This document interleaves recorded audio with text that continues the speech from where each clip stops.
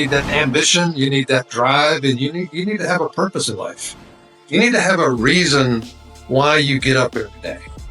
Well, we had to literally give up everything we had and start all over in 2001. Okay, I walked away from a high six-figure income and started all over. We built one of the largest groups on the East Coast. I mean, it was growing real fast. And now you have 300 employees in your company, and you're buying companies. Hello, everyone. This is Edgardo Valdivieso here from my house in Las Vegas.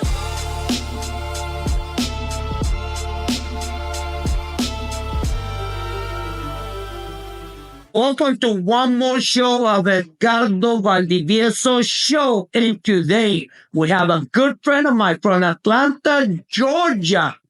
And his story is amazing that you do not want to miss. And for that reason, you want to stay until the end of this video. And don't forget to subscribe because this channel is growing every single day. Well, we have Tony Middlebrook in my house, in my show. Thank you for being here in my house. You've been here. You were here about some years ago. We played basketball in the backyard and everything. And well, a lot of fun.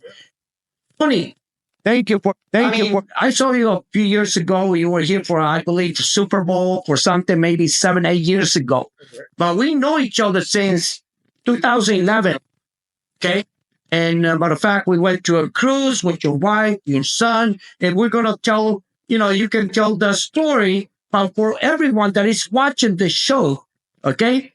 I mean, they want to know who's Tony Middlebrook. I mean, I know you have 2 sons, you have a beautiful wife, and, she's going to be watching this. So tell us who you are. Tell us, who's Tony. Well, it's great to be back in your house again. I think when I was here last time, I mean, you done it's beautiful. I love the basketball court because I do remember that's where I think I beat you at basketball. That many times. Thank you. That's okay. That's okay. Okay.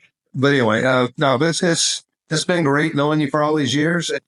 Every time I come to Vegas, I think about Edgardo because, we built a friendship, a relationship on the 2 cruises. We built a network marketing company together that was really growing really, really fast. I always say that the relationships that we build through life need to last a lifetime. Thank you. Where a lot of people go wrong is they just think every relationship is transactional. What can I get out of that individual at that moment in time?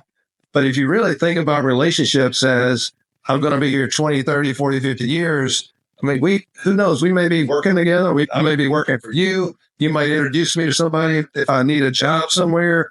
There's so much power in networking and network marketing, in my opinion. That's why I love this industry of network marketing, direct sales. I've been involved since 1992 because you get to know wonderful, amazing people all over the world. That's how we met, okay? And we did real good on that company, but we're still, in touch, and we still, we have the friendship, which is going to be for a lifetime. So for everyone that is watching, tell us about your profession. Do you went to school? What was your first job? Tell us a little bit more about that. Well, I was the kid in my neighborhood that was, pushing the lawnmower around and cutting grass and raking a leaf, doing anything I could to make $1 because I didn't grow up at 10, 12, 15 years old. I mean, I had to figure it out, right? Oh, wow. So some of my first jobs were just getting out there, working hard in the neighborhood. And then, at school, I was, peddling, candy or anything I could to make $1, right? So it was just kind of bred in me that I wanted to work. Work to me was something I was proud of. I enjoyed it. It was like back when I was growing up, I mean, if you work hard, people thought that was a good thing, right? It's like, man, you didn't have to worry about me working. In fact, it just kind of led me through my career, and every chance I got to work for somebody, whether it was working on a framing crew, a trim crew, helping a guy wire a house, it didn't matter. I mean, I was there not only just to make a couple of dollars, but I wanted to learn and absorb as much as I could possibly absorb as a young teenager. Okay, so you're talking about when you were 10, 11, on that age. Is that something your parents were teaching you, you know? Well, if I wanted extra money to buy anything, I had to go figure out a way to go make that money. So it was just you. Yeah, it was me. It was just, I had a lot of respect for my both of my grandparents. Neither side of my grandparents had indoor plumbing. They were very poor people, and I spent a lot of time with them in the summers, and I had a lot of respect for them. But I just did not want to be like that. I wanted to have something a little bit better than that. So I think my dad was the first one to actually get a job that really was a real job in the whole family. He worked for General Motors when he was like 17, 18 years old.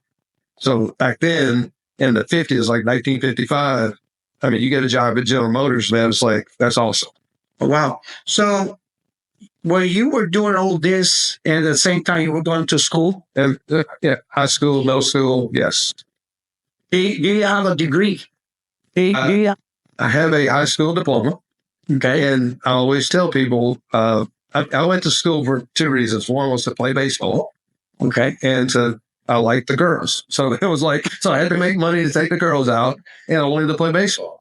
And really going to school was, I wanted to pass my grades just enough so they would keep me in school. And basically I always said they gave me my diploma so I wouldn't come back to high school.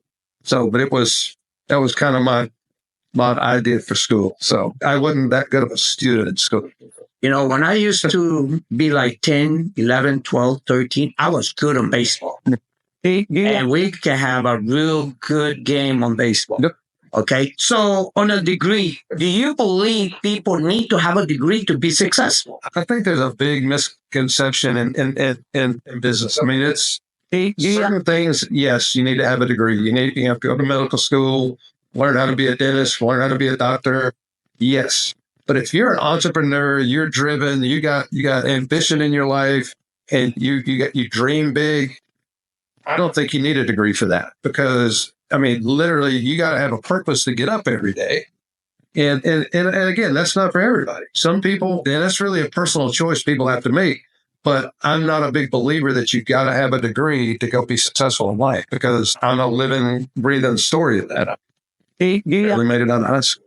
So for those that are watching the show, so what do you need? If you're saying, okay, you don't need a degree to be successful, so what do you need? I know you mentioned something, you need a big dream. What else do you need? Well, you need that ambition, you need that drive, and you need to have a purpose in life. You need to have a reason why you get up every day. And the reasons are different for everybody. When I got into network marketing, I was already into my computer software career, but I had an ex-wife. I was trying to make sure my son was taken care of, my older son. I was living in a basement apartment just to barely get by. So I got into network marketing to try to make extra money. That's when I got into that part of the business. And lo and behold, some of those relationships that I created, even though that venture was not successful, these people are still lifelong friends of mine. I mean, I could call them up today and say, hey, I mean, can I have a reference? If I needed a job, maybe I could go work for you. I mean, that to me is the power of networking is not transactionally what happens today, but long-term, how that relationship, just like our relationship. I mean, we've stayed in touch for years. We haven't done business together in several years. That doesn't mean we won't do business together, right? Correct. So to me, that's the one thing when you talk about degrees, like college degrees. One of the things that's powerful about going to college is the camaraderie you build with the people you go to school with. Okay, the sororities or that you get involved in, right? Yes. And those relationships can get you introduced to jobs and opportunities in the future, right? Well, if you don't go to college and you don't have that exposure, network marketing is a great way to do that, because you build a group of people that know you. They know you're driven, you're successful, you want to work hard. And if you need a job, they might have a company you could go to work for, right? So you brought something right now. You said the friendship and network marketing, okay? Because I have great friendships all over the world in my professional career in network marketing. You brought something, the friendship in school. How do you compare those two? The friendship, like in network marketing, and the friendship in school. It's very similar. I mean, it's a group of people that you spend time with and get to know, and just like anything in life, you're going to hang around people that don't want you to be successful. I used to use the analogy of a bucket full of crabs. Like crabs are trying to get out of the bucket, but there's always one crab down there just like pulling them back down. And you need to be around people that are driven, they're ambitious, that they have a purpose. You get around like-minded people, and you could go do amazing things, right? So, I mean, it's very similar, but it's just a different group of people you're in. So, and that's what, I've taught my 24-year-old son that because he went to college for 1 year. COVID happened, and he didn't want to do virtual school, so he came to work for our company at 19. And I told him, I said, everybody you meet, be respectful, be right. If they're a customer, do everything you possibly can to take care of them, and just build that relationship, because you never know when you're going to have to call that person for a favor, for a reference, or something. And in his case, he had to go. He's starting to build his network through my business right now. But it's the same thing with network marketing, right? It's networking. Yes, power of network. So tell us about your company. How did that start? And tell us the growth, because I know right now, I mean, you have like 300 employees on your company. So just tell us the process.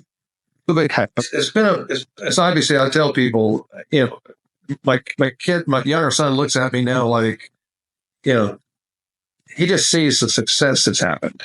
He didn't see all the pain and suffering, the sacrifice to go build a company, right? Because, I mean, I've been in business for myself since 1995. So I don't know how many years ago that was, but it's been a while.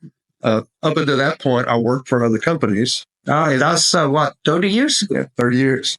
Yeah, I went out on my own in 1995. And I had some successful ventures. I've had some that just crashed and burned. But through that whole process, if I had never failed through that process, I would have never learned. I had a company in the late 90s that was booming. And then the dot-com bust came along, and we basically not only lost the business, but my wife and I lost our house, everything we had. Well, we had to literally give up everything we had and start all over in 2001. 2001 is when we started all over again. Oh, wow. Yep. And how did that, I mean, my son was 1 year old at the time.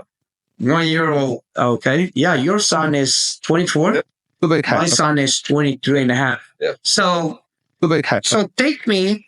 So you lose everything. So you got to start all over again. Right. So tell me from there. Tell us the story from there. So guess what I did? I basically, at that point in time, I actually called a guy that I met when we were building our house. They did our sound system, our theater, our lighting. We were doing very, very well. Okay. I mean, we had everything you could think of. Mercedes. Before 2001. Yeah.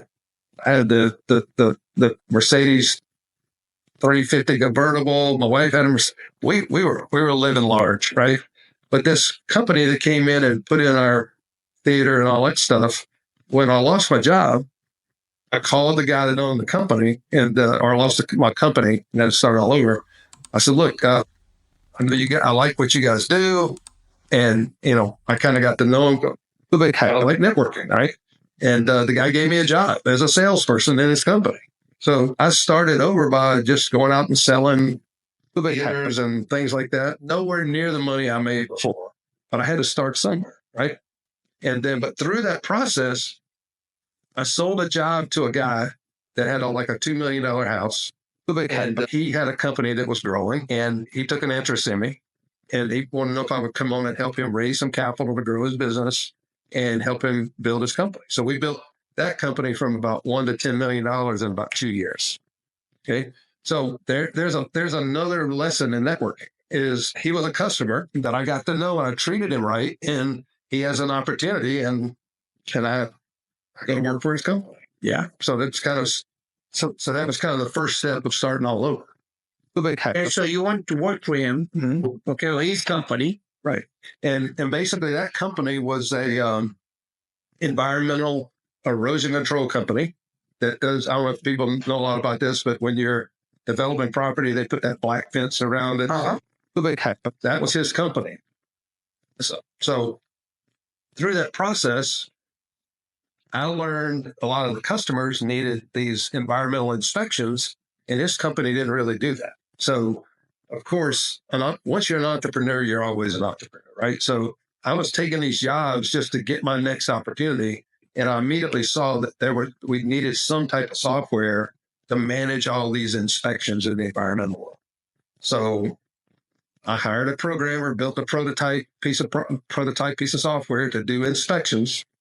They actually offered that guy an opportunity to get in business with me on that deal, and he chose not to. So I left the company and started Next, which was a environmental software company in 2005. Now, my wife at the time probably was thinking, "Here we go again." I mean, so we just lost everything in 2001.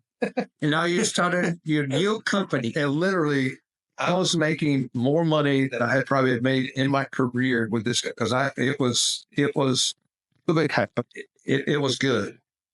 And I walked in his office one day and basically told him I'm going to pursue my own deal. I walked away from a high 6-figure income and started all over again. Now, we had saved some money and put some money back and things like that.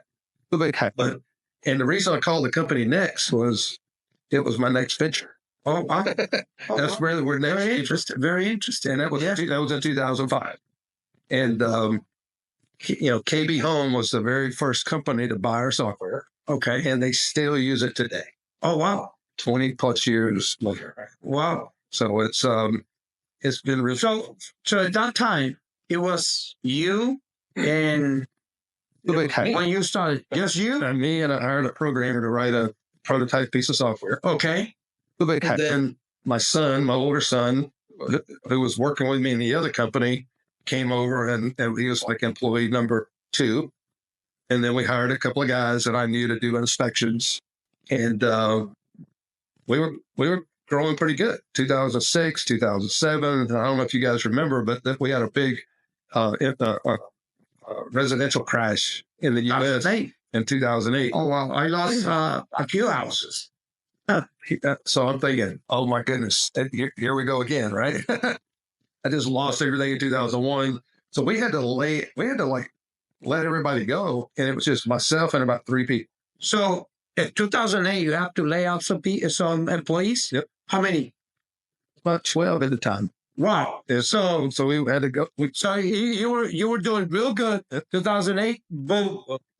So, but I always say, I mean, it's amazing how network marketing works. Or I had never, since I started the company, I had never done any inspection. Right? I always hired people to do it. So losing everything, business is going out of business again. So I decided, okay, I'm going to go get a certification to do inspections. So I go to this training company that does this like a 1-day class. And I walk in and thinking I could just go take a test and be certified. And the girl at the desk said, "No, this is a 1-day class." I said, "I don't have time to sit here for all day." So she said, "Well, before you leave, I want you to meet the owner of the training company." So I meet this guy named Mark Hornbuckle. He owned a company called HB Training and Consulting. And Mark started asking me a lot of questions about the software and the company. And look, man, this is, we're just trying to survive right now. He was in the commercial construction industry, and I was in the residential construction industry. And he had just signed a lease on a building right before the crash that he was building out. And I said, and we had a couple of meetings. We went to lunch together, things like that. And I said, why don't we just move into your office? We share some expenses, and we'll ride this thing out. So we moved in together, and for 5 years, we worked as 2 separate companies. He ran his training company, and I ran the environmental company, which started growing again after about 3 or 4 years, around 2010. 2011. That's when we met. 2011. Well, Yeah. And that was, we were just coming out of the downturn. And that's when I was looking, how can I create some supplemental income? And I got into network marketing. That's when I got into business. Because you want some extra income. Exactly. On my personal opinion, on my experience, 90% of people who get involved in network marketing is for the same reason. They want some extra income. They want an extra $1,000, an extra $2,000 a month. Right. Yeah. So take us from there, 2011. Well, I mean, obviously the company you and I were working in was growing exponentially all over the U.S. Great product, great team. I mean, Edgardo, you were a great example for us to follow in that business because you had a lot of success in network marketing before you got involved in that company, right? And I know you were out here on the West Coast. I was pretty much in Atlanta, but I think if memory serves me right, we built one of the largest groups on the East Coast. I mean, it was growing real fast. It was growing very fast. So that's how we got on those 2 cruises. I think the company paid for the cruises. We went to Hawaii. I remember we did a retreat in Hawaii. We did 2 cruises. I mean, it was fun. That's what I love about network marketing because, you travel together like a family. You build that relationship. My younger 24-year-old still remembers that cruise. Playing you at ping pong. Yeah. I don't know. We have to, play one of them. Play him again. I mean, he's good now. I can't even beat it. Well, I'm pretty good too. Okay. So I'll take you anytime. That's good. Okay. But no, but it's so it was. I mean, the friendship, it comes like part of your family. Oh yeah. And that's great. And the other good thing is, like I always say, is like, I mean, I come to Vegas for business. I very rarely come to Vegas for anything else. But every time I come to Vegas, I think about you. I mean, like today, I was leaving lunch. I said, I'm just going to see how Edgardo did. Like, I think I called you up the last time I was here. Yeah. And to me, that's powerful. I mean, to have people, and then if you were ever in Atlanta and you needed something, you could call me and we'd take care of it, right? My nephew lives there. Right. So that's what I love about, the business like this. Yeah, I love it too. I mean, that's why, network marketing just connect people for life. I mean, and it's great. Well, let me tell you one more thing before you go there. There's another part of network marketing that is a growth path for people that have never done public speaking. They need to get outside their comfort zone, invite people to a meeting. To me, that's a learning process for people because people don't really realize they never had anybody kind of teach them how to go out and meet somebody, shake their hand, look them in the eye. Okay, pick up the phone, call them. How are you doing? I mean, so to me, just getting involved in network marketing sometimes it can just be a training ground for somebody. I mean, 100%. You want to be successful, but the byproduct of that is, man, this guy can now stand up in front of a room and do a presentation. Before he got into network marketing, he was scared to death to do that, right? And how to connect with people, read the room, read the people, be a servant lead. Because network marketing, in my case, a lot of the way I look at it is really servant leadership. If you take care of the people in your organization, the organization's going to take care of you. So tell us, from 2011, when you had this, down that you have to lay off about 12 people, it was painful. And now you have 300 employees in your company, and you're buying companies. I mean, tell us a little bit about that story. Well, and again, when I met the guy that owned the training consulting company, we worked together for 5 years. And that was 2008 to 2013. And then in 2018, I believe it was, we put the 2 companies together. That's where the HB and the Next come from. Okay. So HBNext.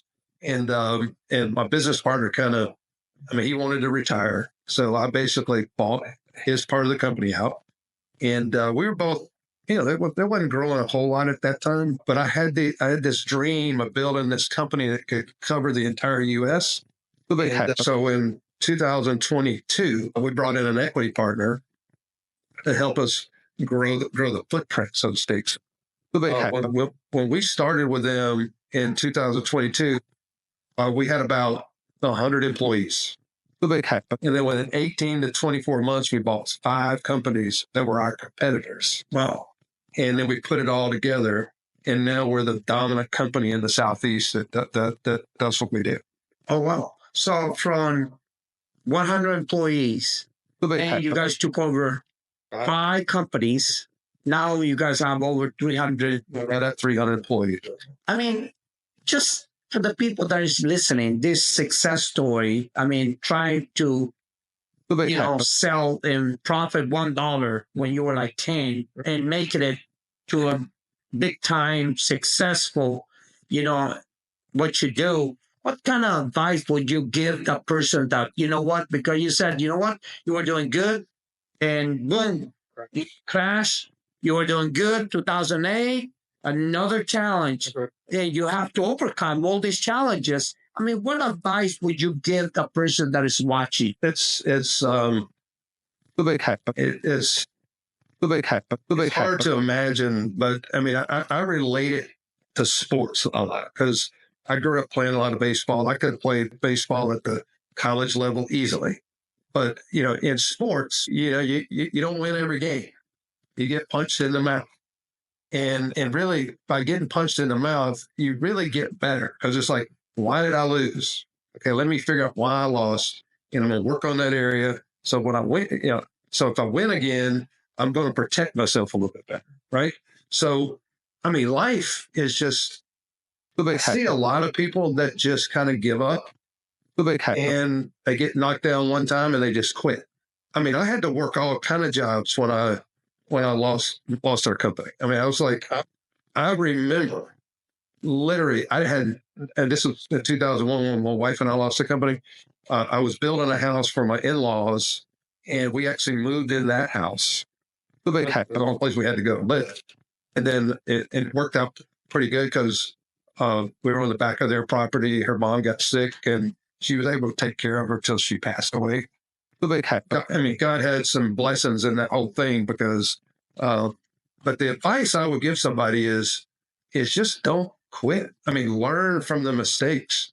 I mean, you learn absolutely nothing by winning all the time. And I coached a lot of competitive baseball. We won a game 22-0. Like I tell my guys, we learned nothing today. We got beat 10-0. We learned something today. Same thing in business. I had to learn to go figure out how to, number one, get back on my feet, talk to some people, listen to some people, try some things. I mean, I tried a lot of things that just didn't work out, right? But you don't know they're going to not work out till you at least try it. Right? Makes sense. 100%. So tell us HBNext. What do you guys do? What kind of clients? I know you said KV Homes was one of your first clients. So now you guys have multiple companies that you bought. Right. So what services, what kind of clients you guys have? Well, the business we're in is we have a lot of the national residential clients that build houses all over the U.S. Lennar Homes, Pulte Homes, Ashton Woods. I mean, just go down the list. Anybody in the top 20 builders list, we do business with them somewhere. Okay. We provide inspection services, but we also provide software for all of their projects on a national level, mainly so they can aggregate all this information into one platform. Okay. So we're not just a software company. We're more about a company that helps those businesses aggregate data. Okay. So that's in the residential space. What I bought when I bought the training company, they did a lot of work with like large commercial companies. We do a lot of business with builders that are building like data centers, Amazon distribution facilities, things like that. But one of the things I got involved in 2010, again, this goes back to a lesson learned. The reason we started losing the business again is we were heavily leveraged in the residential business. And when it fell apart, we fell apart. So I got into the utility power construction business at that point about 12 years ago. So I could stop these downturns. So the utility power business, we work with some of the largest power companies in the U.S. We provide audits and inspections, but we use our software to manage all that information. So we really have three verticals: commercial, residential, and utility. The utility business never does this. We have to pay our power bills. They've always got money, so it's like a stabilizing part of our business. So my lesson learned was I needed something in the business model.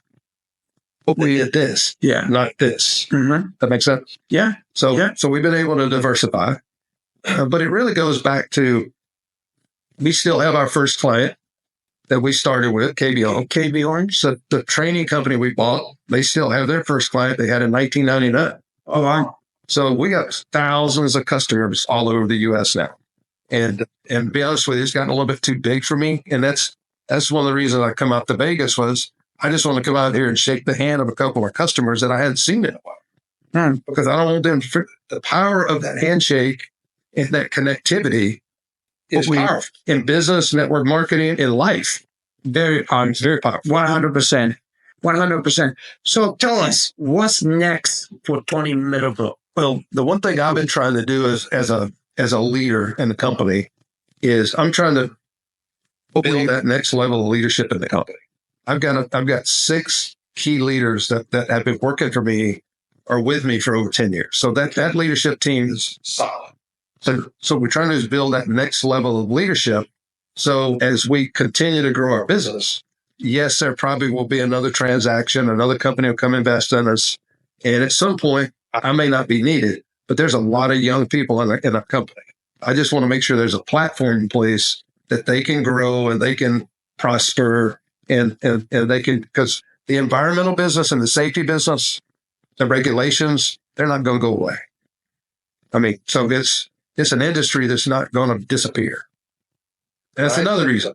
That's why I like about remember I told you I lost all that money in the .com world? That was a lot of fantasy stuff, right? Well, the type of business we're in today, through my lessons learned, was I want to get something that's tied to regulation. So when a builder builds a neighborhood in Las Vegas, KB Home's pretty big here in Las Vegas. Yes, they've asked us to come to Las Vegas to help them do some inspections because the guy that runs Vegas now was one of my customers in Jacksonville, Florida. Now he just moved to Vegas to run this division. And every time they build a neighborhood, they have to put that black fence around it. And somebody has to inspect that site. By federal law, they have to do that. I was going to give any advice to anybody. Make sure you get involved in things that are kind of, driven by regulation. So it's just not, for example, theaters. Take home theaters. When I used to sell home theaters, I would have a customer that we did the design for, and they would get to the end of the project. We had $100,000 theater. And by the time we got ready to do the theater, they had spent all their money redoing their kitchen. And they said, well, we're just going to hold off on the theater. Well, that means I make no money on commission, right? Right. So that was a business where somebody can make a decision not to do something, right? Yeah. So get involved in things that people have to do, like eat, like take nutrition products, take things that they have to do, right? You still take the same nutrition products now that you brought it back, the company from 2011? Yeah, when that company, and you know the story. I mean, the owners kind of sold that company out from under us. I went to the formulator and had that same product formulated. I remember that. And I still take the product today. So you still take the product? Guys still take it? Yeah. I mean, since I took the product from the beginning, I thank the people that came and gave me the product because, man, that's the best product I ever take. Right. So tell us, I mean, where the people that want to connect with you, where could they follow you? Facebook, Instagram?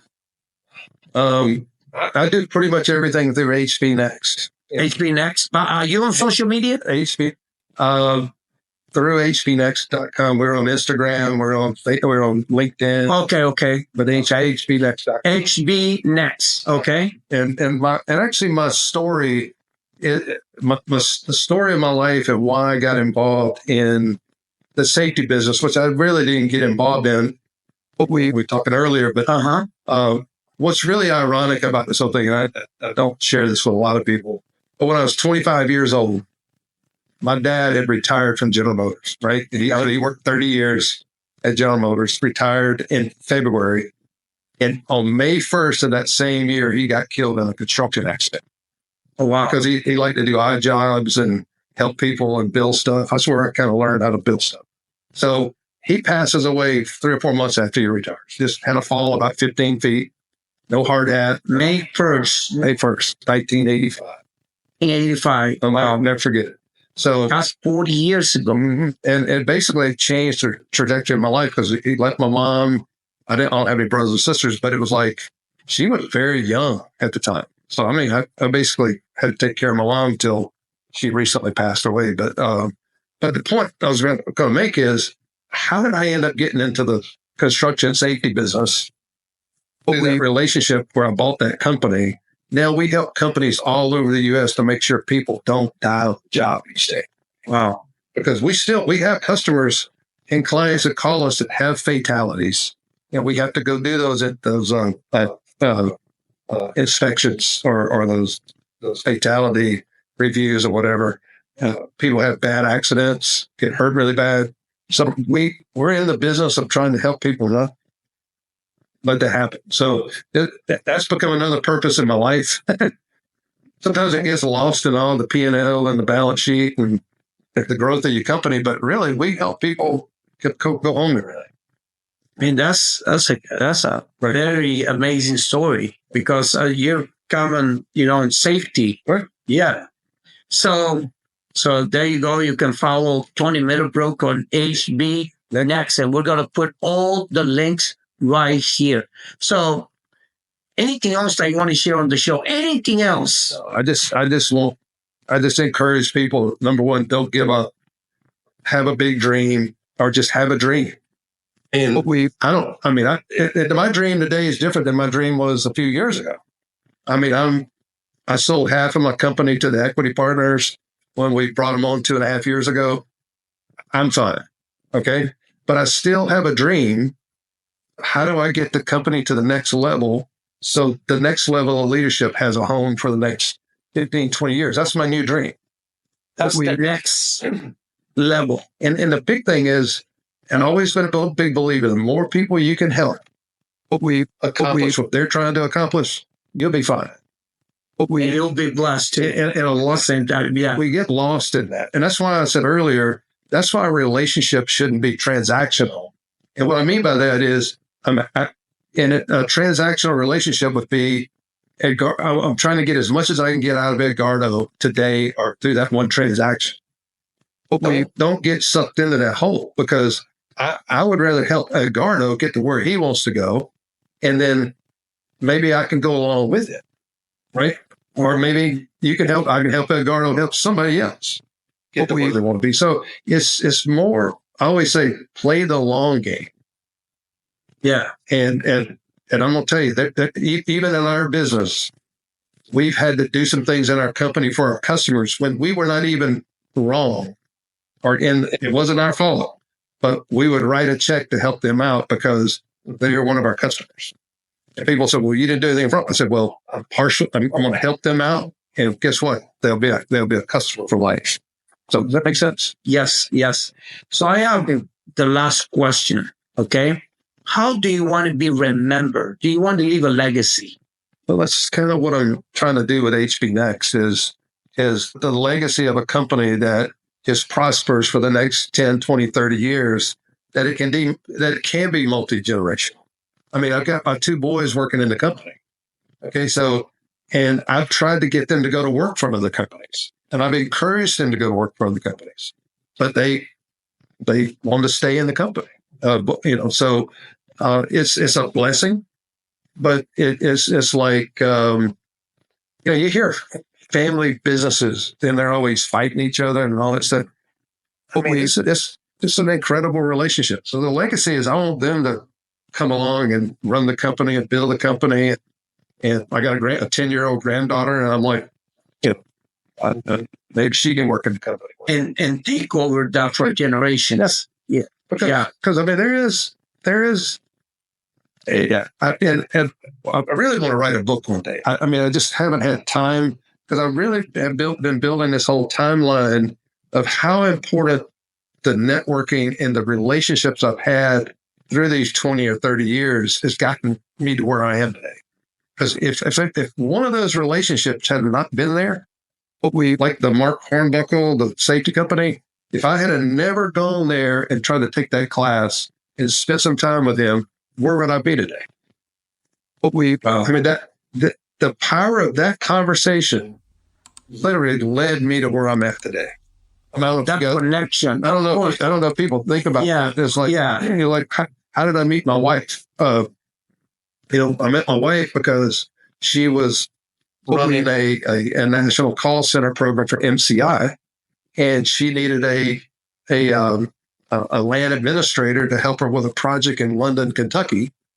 And I got introduced to her through somebody else I was doing business with at the MCI, and actually helped her get a resource and put it on a project. That's how I met my wife, my current wife.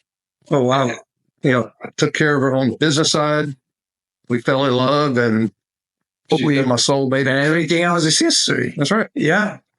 So all kind of crazy things can happen, right? It's just, I mean, I've got stories. Maybe I'll come back again and talk. It's a part 2. Right. Yeah. Well, Tony, it's been an honor to have you here in my house, on my show. And I know people is going to, really love your story. And let's do it again. Okay. Let's do it again. And don't forget to subscribe, leave a comment, and this channel is growing every single day. Tony, thank you one more time, my friend. Thank you.